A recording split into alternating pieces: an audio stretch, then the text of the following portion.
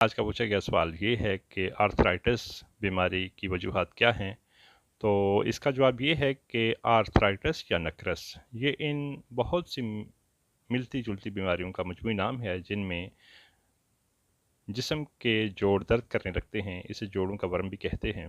नक्रस की कुछ इकसाम के लिए बाज़ औक़ात वजह मफासिल यानी रूमेटिज़म की इस्तिलाह इस्तेमाल होती है।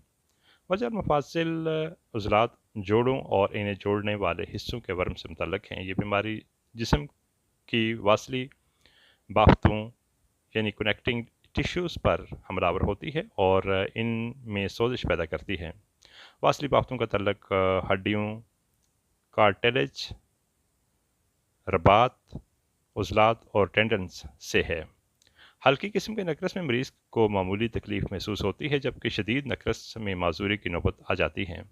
नक्रस ज़्यादा जोड़ सूज कर बेलचक हो जाते हैं और बाज़ औक़ात हरकत भी नहीं कर सकते। अगरचा ये बीमारी आमतौर पर बूढ़े लोगों में पाई जाती है, लेकिन किसी भी उम्र के आदमी को लाहक हो सकती है। नक्रस के मर्ज़ औरतें और मर्दों से 2 गुना ज़्यादा होती है। फिर ये मर्ज़ इंसानों तक महदूद नहीं, बल्कि मेज़ोइक दौर के डायनासोर्स में भी नक्रस में मुब्तला हो जाते थे।